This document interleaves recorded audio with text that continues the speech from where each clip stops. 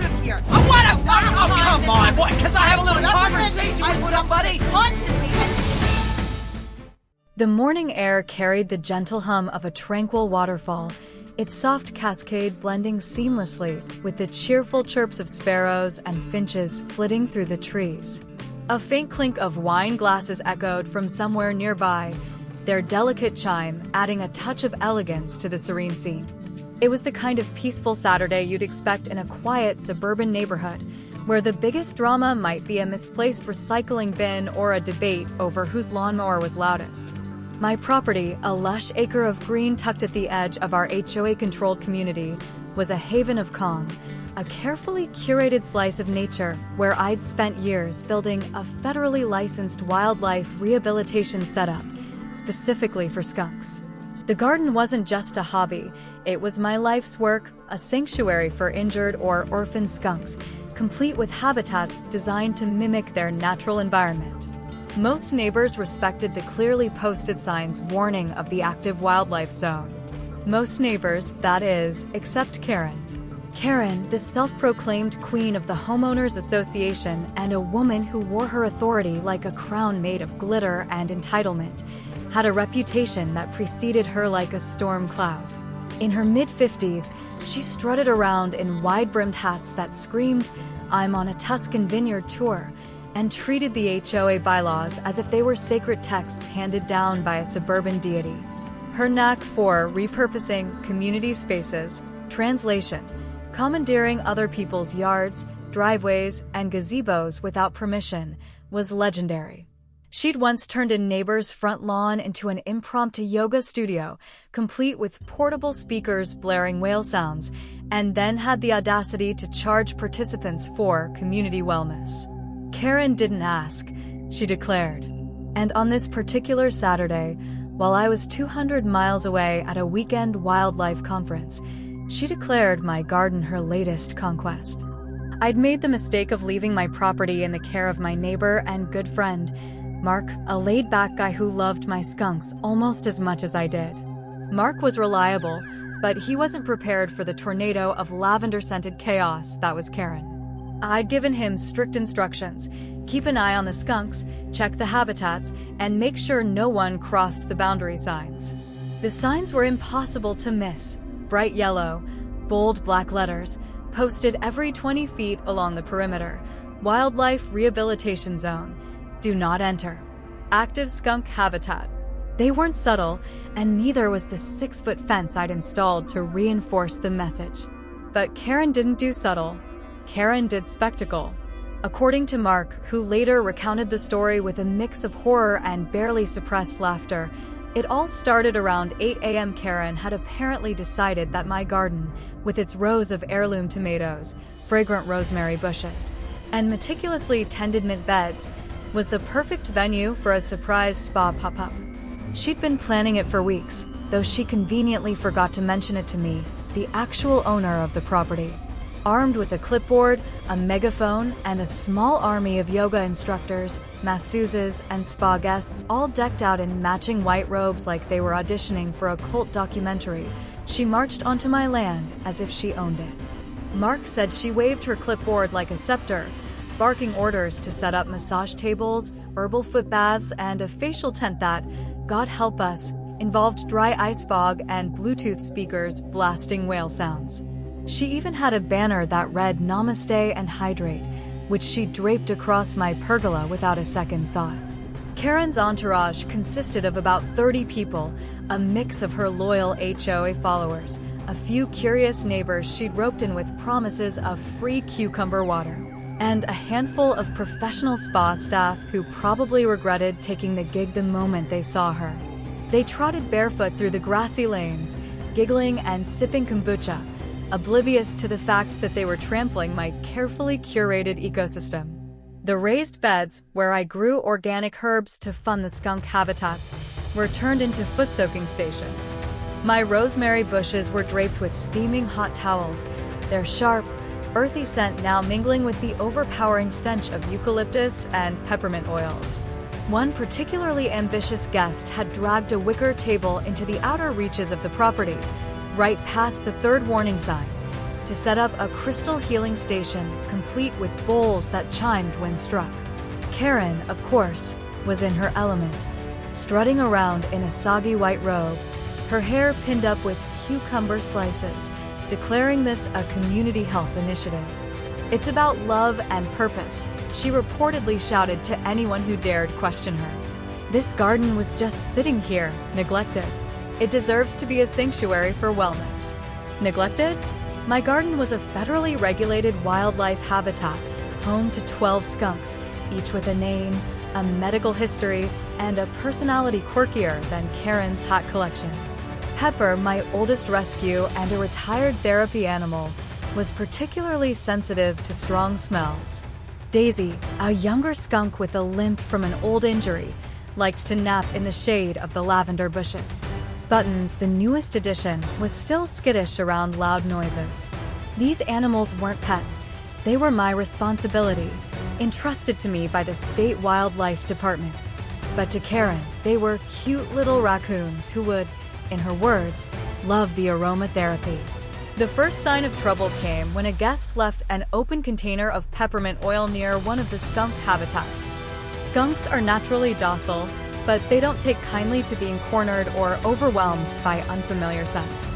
The combination of high-pitched laughter, clanging crystal bowls, and the invasive fog of essential oils was like setting off a smoke alarm in their world. Pepper was the first to react. Mark said he was checking the water filters near the back fence when he heard a shriek so shrill it could have shattered glass. He turned to see Karen sprinting across the garden, her robe flapping, cucumber slices falling like confetti, and a trail of essential oil dripping behind her. "It got in my hair," she screamed, her voice cutting through the tranquil morning like a chainsaw through a yoga mat. Behind her, the spa guests were in full panic mode. A woman in a floral robe tripped over a massage table, landing face first in my heirloom tomato patch. Another tried to climb my pear tree, only to slip and knock over a solar light. A man dove behind the compost bin, clutching a bottle of eucalyptus mist as if it were a grenade. Massage tables toppled, lavender plants were uprooted, and the Namaste and Hydrate banner was trampled into the dirt. And in the middle of it all were my skunks, tiny, fluffy agents of karma, sniffing curiously at the chaos with their tails cocked just enough to warn, but not yet fire. Pepper, the ringleader, had apparently taken offense to Karen's proximity and let out a spray that caught her square in the back of her bouffant hairstyle. The smell was unmistakable, a pungent mix of burnt rubber and regret that clung to everything it touched. The skunks didn't stop there. Daisy, roused from her nap, waddled out of her den and added her own contribution to the chaos, spraying a yoga instructor who was trying to shoo her away with a selfie stick. Buttons, spooked by the dry ice fog, scampered toward the facial tent and unleashed a cloud that sent the whale sounds into a distorted wail as the speakers shorted out. The skunks weren't attacking, they were defending their home, reacting to an invasion they didn't ask for. But to the spa guests, it was like the apocalypse had arrived in fluffy black and white form. One woman screamed about chemical warfare as she fled, leaving her flip-flops behind. Another tried to hide inside a pop-up tent, only for it to collapse on her as Daisy wandered in, sniffed, and wandered back out. Karen, true to form, refused to surrender. Even as her guests scattered, she grabbed a garden broom from my shed, without permission, naturally, and started swinging it wildly, shouting, "I'm the HOA chair. I command you to stop." The skunks, unsurprisingly, did not obey. Pepper, ears perked and tail raised, delivered a second spray that hit Karen's robe, soaking it in a stench that no amount of lavender spritzers could mask. Her scream was so piercing it nearly knocked the trail camera I'd installed off its mount.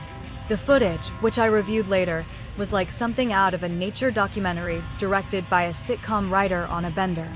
There was Karen, arms flailing, knocking over her own table of crystal bowls. There was a man trying to crawl under a massage table, only to get stuck. There was even a slow-motion moment of Karen slipping on a whetstone and landing butt first in my mint bed, still clutching her broom like a fallen warrior. By the time the chaos subsided, The garden was a war zone. My rosemary patch was flattened, the mint beds were a green paste, and the heirloom tomatoes were a tragic smear of red and green. Broken solar lights littered the ground, and the koi pond had a new resident, a discarded yoga mat floating like a sad lily pad. The spa guests had fled, leaving behind a trail of flip-flops, towels, and half-empty kombucha bottles.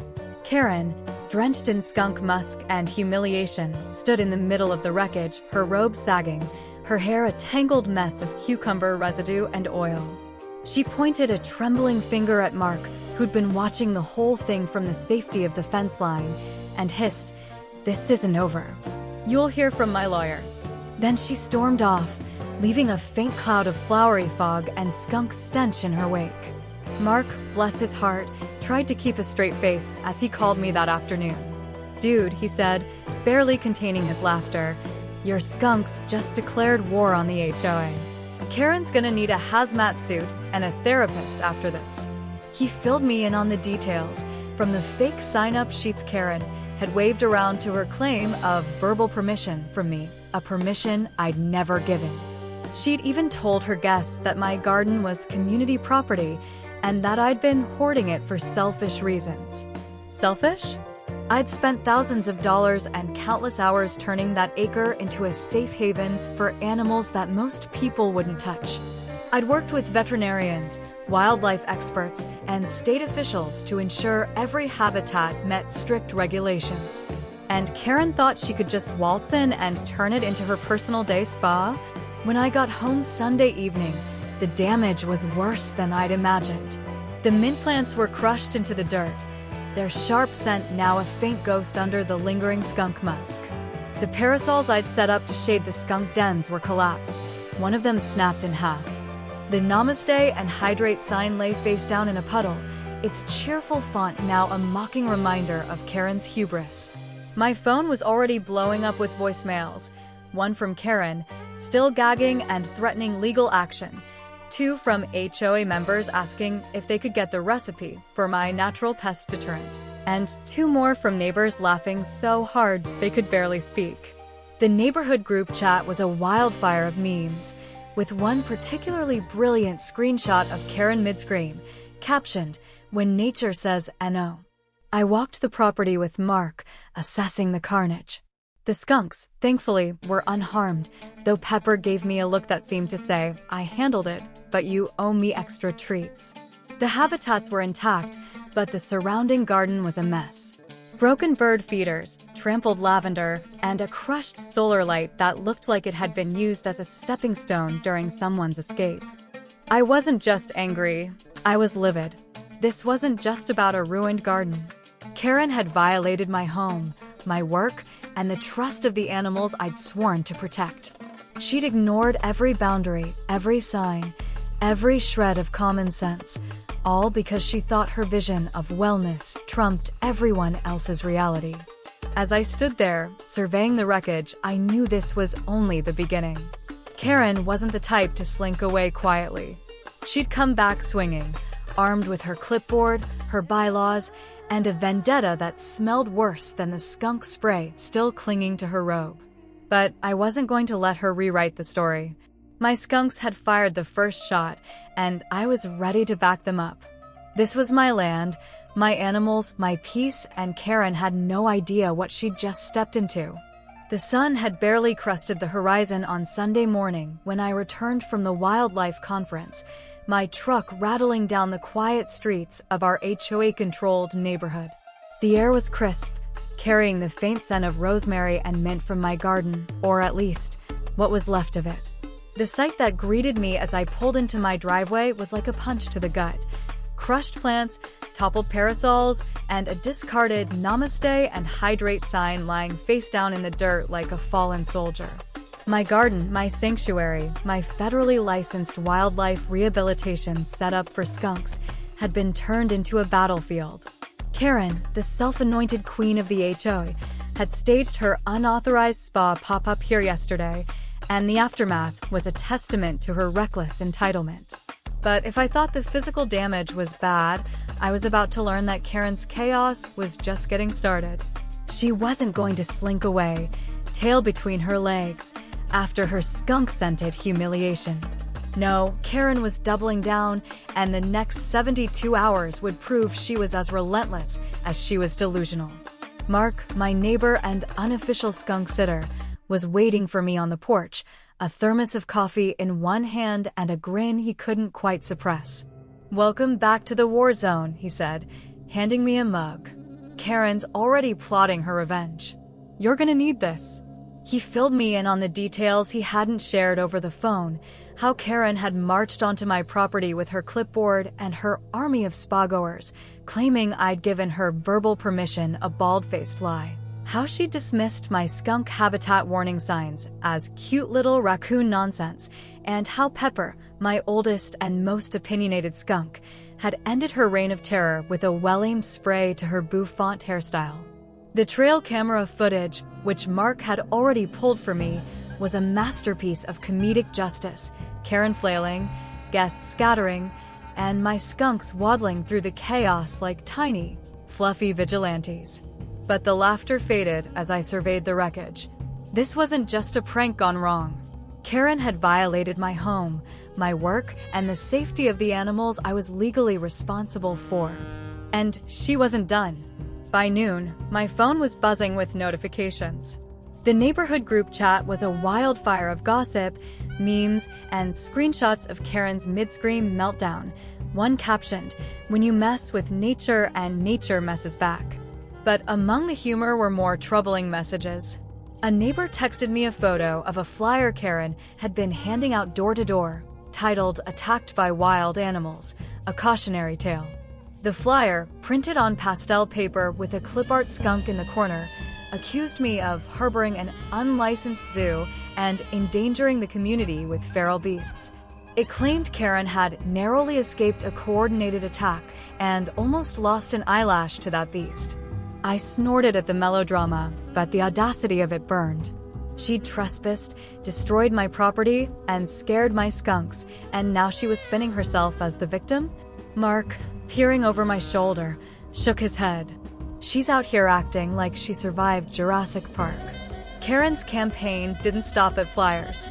By dinner, neighbors were reporting sightings of her in a floppy sun hat and oversized sunglasses, looking like a suburban spy on a mission. She'd been knocking on doors, her voice dripping with fake tears as she recounted her trauma. One neighbor, Ellen, texted me that Karen had cornered her at the mailbox, claiming the skunk spray was a chemical weapon and that I was running a biohazard operation. Another said Karen had sobbed about how the incident had ruined her reputation as a wellness leader. The absurdity was almost laughable, but the implications weren't. Karen wasn't just trying to save face, she was trying to rewrite reality, painting me as a reckless skunk-wielding maniac and herself as a martyr for community health. And she was mobilizing fast. The real kicker came Monday morning when a formal letter arrived on HOA stationery, delivered by a nervous-looking mail carrier who muttered, "Good luck with this one." The letter was a masterclass in unhinged bureaucracy, accusing me of creating a hostile and unsanitary wildlife environment and demanding I remove all skunks from my property within 10 days or face further action.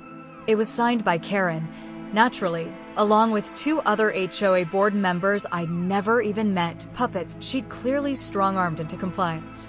Stapled to the back were 3 grainy photos, one of Karen slipping in my garden, arms windmilling, one of her mid-scream with Pepper in the background, looking unbothered, and one of a foot in my compost pile, labeled as evidence of hazardous conditions. I read it twice, then burst out laughing. Mark, who was over helping me rebuild a skunk habitat box, nearly dropped his drill. "She thinks this is court-worthy," he said. "This looks like she printed it during a fever dream." But the threat was serious.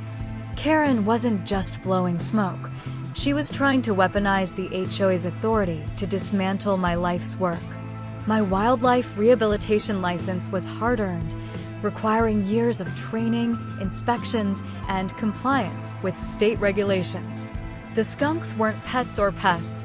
They were protected animals under my care, each with a medical log and a release plan. Karen's letter wasn't just an attack on me, it was an attack on the animals, the ecosystem I'd built, and the very idea of boundaries. I wasn't about to let her bulldoze my work with her lavender-scented lies. So, I got to work. First, I drafted an email to the entire HOA board, attaching my wildlife rehabilitation license, a copy of my state permit, and a detailed explanation of Karen's trespassing. I included a polite but firm reminder that she'd not only violated my property, but also disrupted a federally protected wildlife zone, which could carry legal consequences. I CC'd every board member, including the 2 who'd signed her letter, and hit send. Within an hour, my inbox was flooded. A few neighbors emailed to thank me for standing up to Karen. One, a retired lawyer named Tom, offered to represent me if things escalated. But Karen's response was the real showstopper. She fired back a rambling email, accusing me of running a biohazard skunk farm in violation of HOA aesthetics and smell policies. She even threw in a passive-aggressive jab. I understand not everyone is equipped to maintain high community standards. I stared at the screen, torn between laughter and rage. She was calling my garden a biohazard? The same garden she'd turned into a spa landfill? Tuesday morning brought a new surprise. A knock at my door from animal control. A tall, tired-looking man in khakis and a field jacket stood there, clipboard in hand, looking like he'd rather be anywhere else. "Sorry to bother you," he said, his voice flat. "We got a report about aggressive wildlife. Mind if I take a look?" My heart sank, but I invited him in. I knew exactly who'd made the call. I showed him the habitats, the medical logs, the permits, every inch of my operation. Halfway through, he was crouched beside Pepper's den, petting Daisy while she sniffed his boot. "Yeah, this is not what I expected," he muttered. "The woman who filed the report said you were keeping rabid raccoons in cages with human trash." I handed him my folder of documentation, and he flipped through it with growing amusement. "This is probably the most regulated backyard I've ever seen," he said. "Mind if I take a few pictures for the report?" I nodded, and he snapped some photos, gave Daisy another pat, and shook his head. "Poor things must have been scared out of their minds with that crowd," he said. I smiled. They handled it better than I would have. As he headed to the gate, he paused and added, off the record, "That woman smelled like a candle store exploded in a swamp. Maybe tell her to switch brands." I laughed, but the visit left a bitter taste. Karen had wasted public resources on a vindictive stunt, and she was still out there, spinning her narrative. By Wednesday, Karen's campaign had escalated into full-blown performance art. She'd set up a table on the sidewalk in front of her house, complete with incense, a stack of her flyers, and a sign that read, "Stop the Skunk Sanctuary." She was now claiming my skunks were a public health crisis and warning families about feral fumes and unpredictable spraying. Her petition to ban wildlife rehabilitation in the neighborhood had 3 signatures, 2 from her yoga buddies and 1 from her cousin, who didn't even live here. Meanwhile, the neighborhood Facebook group had turned her into a walking meme. One post, titled "Karen's Survival Story," featured a video she'd uploaded, sitting in a wicker chair with dramatic makeup, sobbing about being sprayed by unknown chemicals and shielding guests from a coordinated skunk attack. She claimed the trauma had left her unable to enjoy essential oils and that her yoga instructor was in therapy for post-skunk stress disorder. A neighbor named Ellen dropped a comment that got 200 likes. "Karen, you broke into someone's backyard and scared a bunch of rescue animals. You're not a victim. You're a walking sitcom." But the final straw came Thursday when a letter arrived from a law office, a strip mall operation attached to a chiropractic clinic, according to a quick Google search. It accused me of negligent harboring of dangerous animals and demanded civil damages for emotional duress, loss of social standing, and irreversible perfume trauma. I read that last one 3 times, half expecting it to be a joke. Pepper, napping nearby, let out a snorting sound when I read it aloud, like he was laughing too. The letter was pure Karen, over the top, faceless, and dripping with self-righteous fury. But it wasn't funny anymore. She was trying to bury me in paperwork, scare me into submission, and erase the truth of what she'd done. I wasn't just fighting for my garden or my skunks anymore. I was fighting for my peace, my reputation, and the principle that no one, not even an HOA tyrant, gets to trample someone's home and walk away unscathed. I called my attorney, a calm and confident woman named Cheryl who'd handled everything from land disputes to HOA wars over flamingo lawn ornaments. She laughed when I read her the perfume trauma line, but got serious fast. "This is harassment," she said. "We'll respond, but we're also going on offense. She's not just lying, she's defaming you and abusing her position." I spent the next few hours compiling evidence, the trail camera footage, screenshots of Karen's social media posts bragging about her spa takeover, messages from neighbors confirming she had no permission, and a written statement from Mark. I even got a letter from a former HOA member who'd quit because, in her words, Karen thought she was the monarch of suburbia. I handed it all to Cheryl, who smirked and said, "This is going to be fun." As the week wore on, Karen's campaign started to falter. Her sidewalk table got fewer visitors, and her flyers began piling up in recycling bins. The memes kept coming, each one sharper than the last. My favorite was a Photoshop image of Karen with a skunk tail, captioned, "When you mess with the wrong backyard." Neighbors started rallying around me, some out of support, others just tired of Karen's drama. Tom, the retired lawyer, stopped by with a bottle of wine and a promise to testify if needed. Ellen offered to organize a counter-petition to protect my wildlife work. Even the animal control guy sent me a follow-up email, confirming my operation was exemplary and wishing me luck with that neighbor issue. But Karen wasn't done. She was like a cornered animal herself, lashing out with more desperation each day. Her latest move was a post on the neighborhood Facebook group, claiming I'd bribed animal control with skunk propaganda and that my garden was lowering property values. She ended it with a call to restore our community's standards and a promise to fight this biohazard to the end. I sat on my porch with Pepper, watching the stars blink into the sky, and felt a strange mix of exhaustion and resolve. Karen thought she could outlast me, outtalk me, outmaneuver me. But she didn't understand what she was up against. My skunks had already shown her what happens when you cross a line. Now it was my turn to show her that truth doesn't bend to ego, not hers, not anyone's. The war was far from over, but I was ready for the next battle. The air in the neighborhood clubhouse was thick with anticipation, the kind of charged atmosphere you'd expect before a high-stakes courtroom drama or a particularly chaotic reality TV reunion.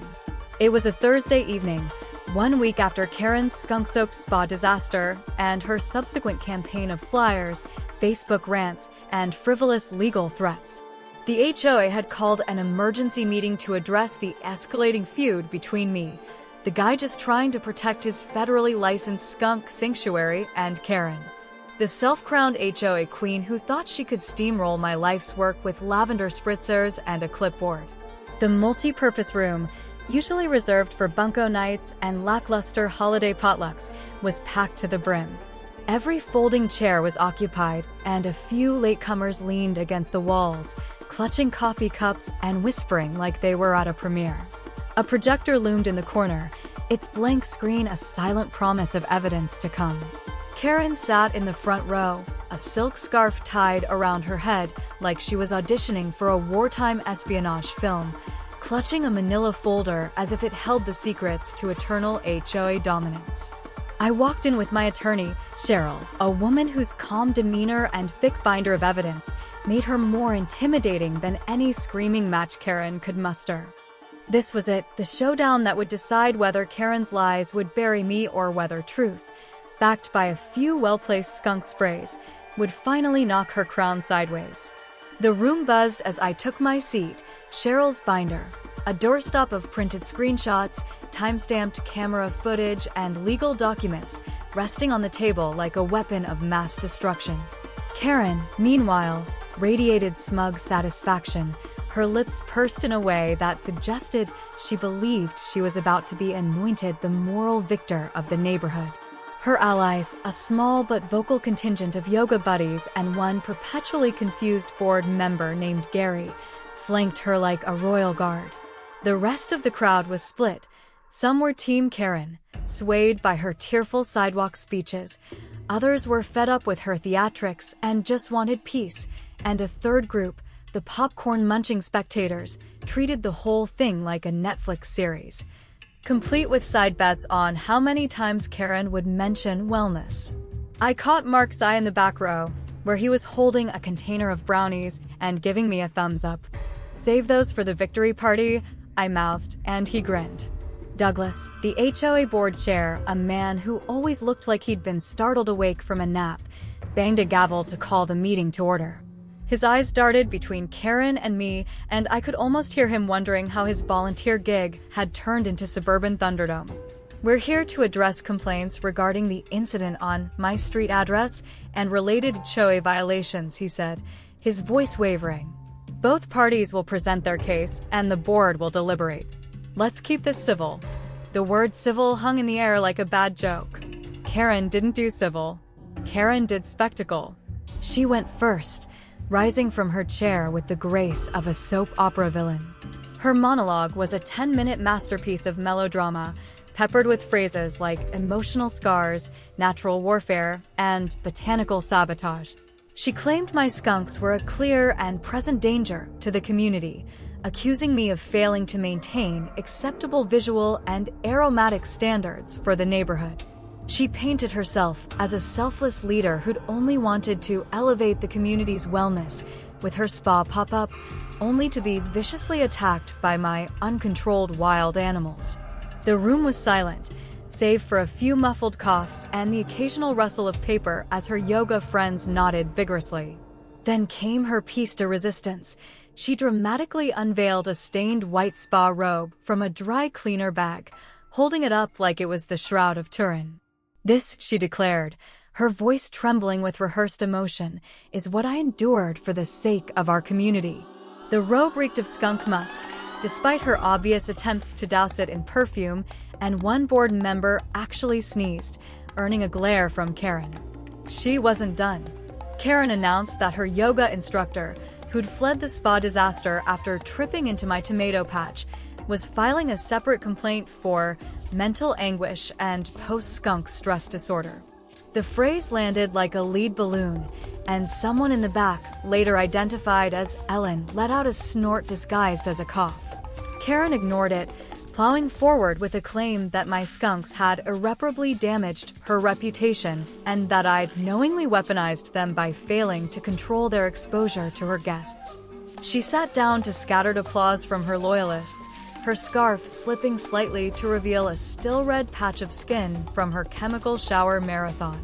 I glanced at Cheryl, who was scribbling notes with a faint smirk.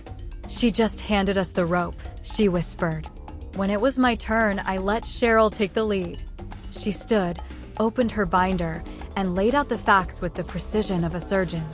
On Saturday morning, she began, Karen, without permission, entered my client's private property, a federally licensed wildlife rehabilitation zone, and proceeded to host an unauthorized event that disrupted protected animals and caused significant damage. She presented my permits, letters from the Department of Wildlife, and veterinary statements confirming that my skunks were neither dangerous nor rabid. She detailed the 3 warning signs Karen had ignored: the trespassing and the destruction of my garden, from flattened rosemary bushes to trampled mint beds. The room was quiet, but the tension was palpable. Karen shifted in her seat, her fingers tightening around her folder. Then Cheryl dropped the hammer. "We have video evidence," she said, nodding to the projector. The lights dimmed, and the screen flickered to life. The trail camera footage was a cinematic disaster, narrated only by the gasps and stifled laughs of the audience. There was Karen, marching through my garden like a general, waving her clipboard and barking orders to set up spa tents right next to a sign that screamed, "Do not enter, wildlife zone." There she was, knocking over a skunk trap with her high heels, oblivious to the consequences. The crowd watched as she chased Pepper with a garden broom, shouting, "I'm the HOA chair," while slipping on a wet stone and landing butt first in my mint bed, her scream echoing like a banshee's wail. The highlight was a slow-motion replay of Pepper, ears perked, delivering a perfectly aimed spray to Karen's back, followed by her flailing retreat through a cloud of her own crystal bowls. The final clip showed a guest crawling under a massage table, only to be followed by Daisy, who sniffed and waddled away, unbothered. The lights came back on, and the room was silent. Even Douglas looked embarrassed, his face buried in his hands. Karen's yoga friends stared at the floor, and Gary, the confused board member, was furiously scribbling something, probably trying to figure out how he'd ended up on her side. Cheryl didn't miss a beat. "This wasn't an accident," she said. Karen knowingly violated private property, ignored clear warnings, and endangered both the animals and her own guests. If this had happened in any of your backyards, without your permission, would you have stayed calm? Or would you have done what my client did, defend what he's legally and ethically built? The question hung in the air, and I saw a few neighbors nod, their expressions hardening as they looked at Karen. I couldn't resist adding a word. I stood, my voice steady but firm. "Karen, you held a spa party next to a skunk habitat, got sprayed, and then blamed the skunks. That's not leadership. That's lunacy." A ripple of laughter broke the tension, and Karen's face turned a shade of red I hadn't thought possible. She opened her mouth to retort, but Douglas raised a hand. "We'll take a break to deliberate," he said, his voice weary. As the room emptied, neighbors swarmed me, their whispers a mix of support and disbelief. Ellen, the snorter from earlier, clapped me on the shoulder. "She tried to host a silent disco in my garage last year," she said. "You're a hero." Another woman, whose kid had once fed my skunks carrots through the fence, thanked me for standing up to that tyrant. Mark, late as usual, slipped in with his brownies and a grin. "Did I miss the fireworks?" he asked. I shook my head. "Save M for round 2. She's not done yet." The break lasted 20 minutes, but it felt like an eternity. Karen spent it huddled with her yoga posse, gesturing wildly and pointing at her stained robe, like it was a war relic. Cheryl and I sat quietly, her binder open to a page of HOA bylaws she'd highlighted in neon yellow. "She's violated at least 6 codes," Cheryl said. "Trespassing, misuse of private property, endangerment of wildlife, false reporting to animal control, the list goes on. She's done." I wanted to believe her, but I knew Karen. She wasn't the type to go down without a fight, even when the evidence was stacked against her like a Jenga tower on its last block. When the board reconvened, Douglas cleared his throat and read the decision. After reviewing the evidence, he said, "We find that Karen violated multiple HOA codes, including trespassing, misuse of private property, and endangerment of registered wildlife. Her request to revoke my wildlife license is denied. She is issued a formal citation, required to pay for damages to my property, and suspended from organizing HOA events for 12 months. The room erupted in murmurs, and Karen's face cycled through red, pale, and red again. She tried to argue, her voice rising to a shrill pitch. "This is an outrage. I was attacked. I'm the victim." But Douglas cut her off with a finality I didn't know he had in him. "Karen, this meeting is over." The crowd dispersed, some neighbors high-fiving me, others shaking their heads at Karen's audacity. Her yoga friends hustled her out, the stained robe trailing behind like a defeated flag. I thought that might be the end of it, that the board's ruling would finally put a leash on her. But Karen wasn't built for surrender. The very next day, she launched what she called her Restore the Neighborhood campaign, setting up a table on her sidewalk with pastel banners, incense, and a new sign: "Stop the Skunk Sanctuary." She was now pitching a petition to rewrite the HOA bylaws, banning dangerous animal rehabilitation in residential zones. She targeted families, warning them about feral fumes and spray attacks, as if my skunks were roaming the streets like a gang. Her petition flopped, gaining only 3 signatures, 2 from her bribed yoga buddies and 1 from her cousin, who lived in another state. Meanwhile, my garden was starting to heal. The mint patch was sprouting new shoots, the rosemary was regaining its shape, and I'd replaced the broken solar lights. Pepper and the other skunks were back to their routines, lounging in their dens and sniffing the air for treats. The neighborhood was buzzing with support. A local environmental journalist, tipped off by Ellen, contacted me for a feature on urban wildlife rehab, promising a segment called When Skunks Teach Manners. Neighbors stopped by with offers to help replant or donate to the sanctuary. Even Tom, the retired lawyer, brought over a case of beer and a promise to keep an eye on that nutcase. But Karen's failure only fueled her desperation. She posted another video, this one titled The Truth About the Skunk Menace, where she sat in her living room, surrounded by candles, claiming I'd corrupted the HOA board with false evidence. She hinted at a conspiracy involving me, animal control, and certain neighbors, clearly Ellen. The comments were brutal, with one neighbor writing, "Karen, the only menace here is your ego." Her campaign was crumbling, but she kept swinging, like a boxer who didn't know the bell had rung.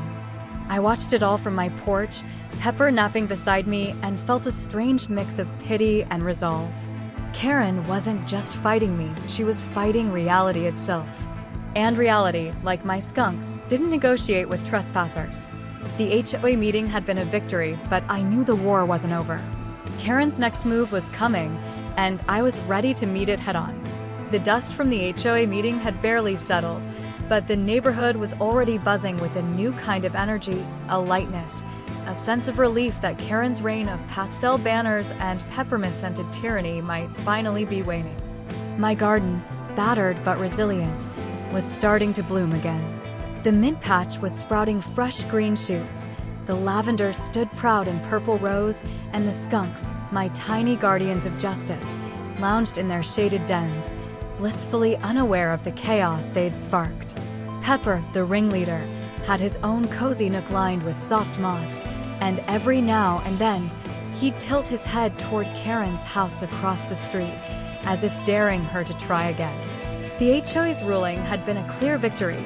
Karen was cited for trespassing, ordered to pay for the damage to my property, and banned from organizing events for a year.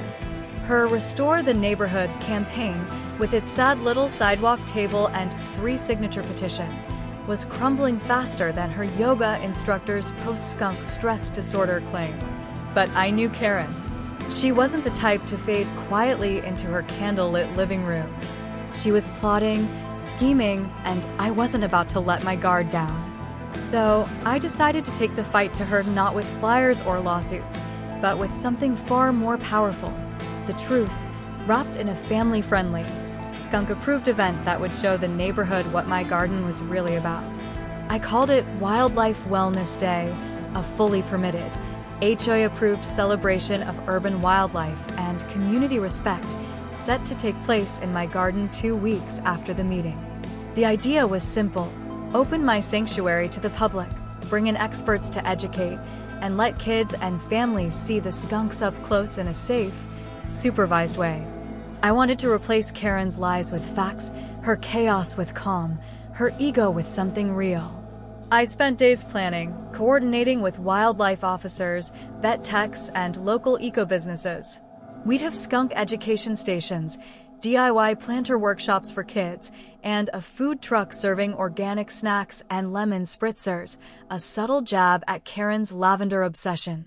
I printed flyers with a little skunk icon wearing a halo, titled Healing with Nature, Real Science, Real Animals, Real Respect.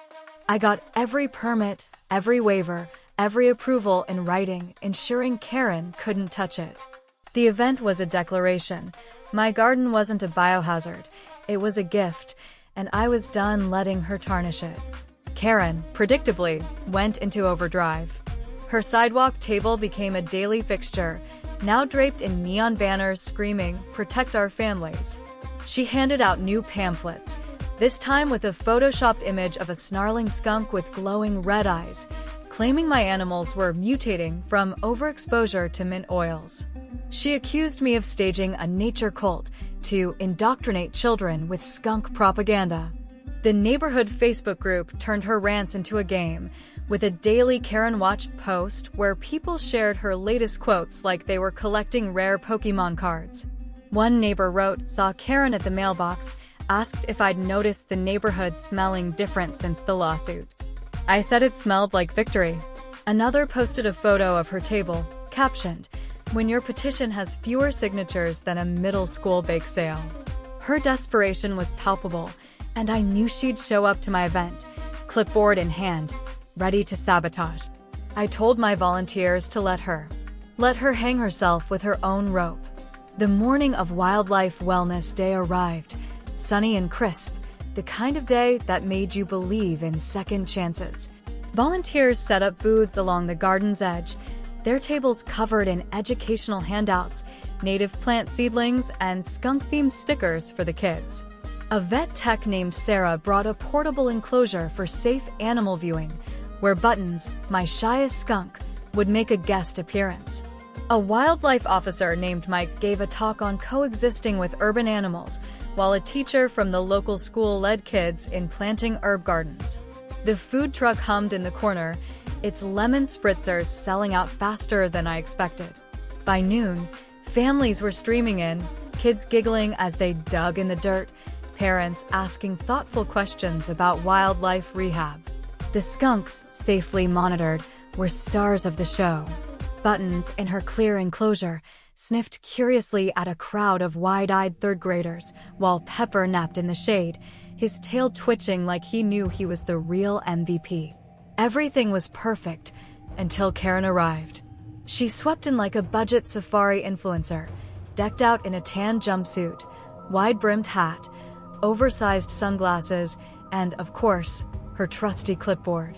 Her entrance was unannounced and uninvited, but I told my team not to engage unless she crossed a line. She marched straight to the booth displaying my wildlife rehab licenses, her heels sinking into the grass. "Who authorized this?" she barked at a young volunteer named Jake. He didn't flinch. "The HOA board and the State Department of Wildlife," he said, pointing to the permits taped to the table. Karen huffed, her sunglasses slipping down her nose, and stormed off to the planter stations, sniffing the air like she expected to uncover a hidden toxin. The crowd watched, some whispering, others rolling their eyes. She was a one-woman wrecking ball, but I wasn't worried. This was my turf, and I'd built it stronger than her ego. Karen's final stand came at the skunk viewing area, where Pepper was napping in a shaded glass enclosure. She tapped the glass with her pen, hard enough to make Sarah, the vet tech, frown. "This is animal cruelty," Karen declared, loud enough for the nearby families to hear. "You've turned them into sideshow freaks."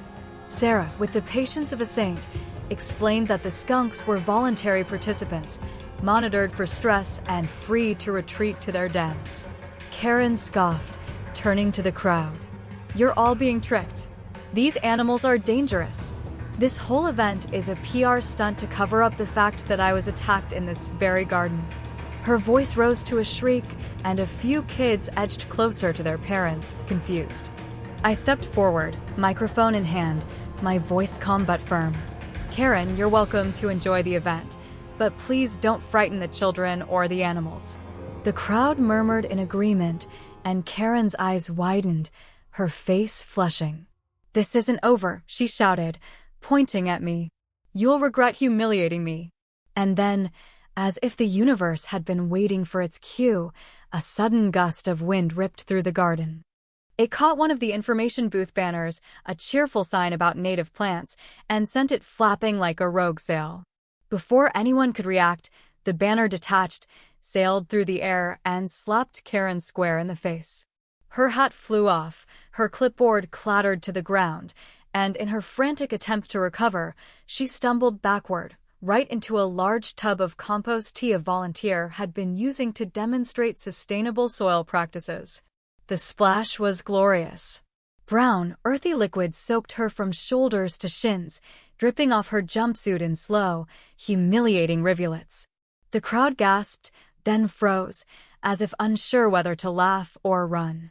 A kid broke the silence with a giggle, followed by another, and soon parents were chuckling, then outright laughing. Even the skunks seemed to sense the hilarity. Buttons perked up in her enclosure, sniffing the air. Karen stood there, drenched and red-faced, staring at me like I'd summoned the wind myself.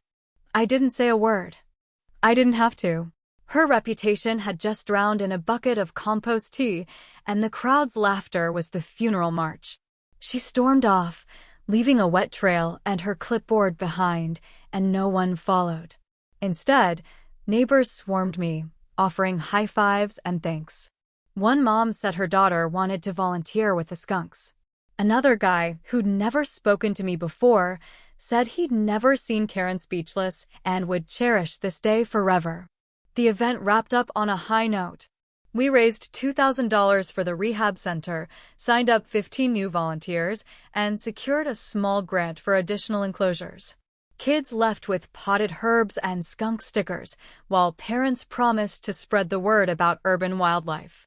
The journalist, who'd been snapping photos all day, said her feature would run next week, complete with a nod to Pepper's manners lesson. As I cleaned up that night, locking the gates and sitting on my porch with Pepper, I watched the stars flicker above. I'd expected resistance, maybe even sabotage, but I hadn't expected the community to rally like this. Karen's greatest weapon had always been noise, but when her lies were stripped away, people saw what was worth protecting, not her ego, but a garden, some skunks, and a guy who just wanted to do right by both. Karen didn't stop, of course. A week later, she tried filing a complaint with the city, claiming my event was a public disturbance. It was dismissed within hours, and she was warned about harassing attendees. Her sidewalk table vanished, the neon banners gone, her flyers replaced by recycling bin fodder. The neighborhood settled into a quieter rhythm, the air sweet with rosemary and mint. But the final twist came a month later, when Karen made one last, desperate grab for power. An email landed in my inbox, subject line, HOA leadership change proposal, urgent support needed. It was from a concerned resident, but the tone screamed Karen. She proposed a special election to oust 3 board members, including Douglas, and replace them with her yoga cronies, claiming the board had failed to address biological hazards. I laughed, then did something she'd never expect. I stepped into the spotlight. I ran for an open HOA liaison position, environmental and property boundary oversight, a role Karen had always ignored but now carried weight. At the candidate forum, she arrived in a beaded jacket, her speech a mix of vague promises and skunk bashing. I kept it simple. I explained my work, my response to her trespassing, and my belief that community strength comes from trust, not control. The room applauded, and Karen's huff was audible. The vote was a landslide. I won, and her proposal tanked, her candidate scraping by with 5 votes total. She didn't show up to the results, reportedly retreating to her living room, drowning in candles. The neighborhood had spoken, and her echo chamber had collapsed. Over the next months, I worked with the board to set clear property guidelines and launch a seasonal nature day, with Pepper as the unofficial mascot. Kids loved him, seniors asked questions, and even skeptics left understanding that skunks weren't enemies, just misunderstood neighbors. One day, I saw a delivery truck drop a box at Karen's porch, an organic skunk repellent kit labeled with peppermint oil, the very scent that started this mess. I laughed, not at her downfall, but at the poetic irony. Karen hadn't just lost. She'd been schooled by nature itself, a lesson delivered in sprays, compost tea, and the quiet resilience of a garden that refused to break. In the end, it wasn't about revenge. It was about peace, mine, the skunks, the neighborhoods. Karen thought she could bend the world to her will, but life, like a skunk's tail, has a way of pushing back. As summer bloomed, my garden thrived, the serenity pen glowed under starlight, and Pepper smirked at the world. The war was over not because I fought harder, but because truth, like nature, always finds its balance. And Karen? She'd carry the scent of her own hubris forever, a reminder that some boundaries, once crossed, spray back with a vengeance that no candle can mask.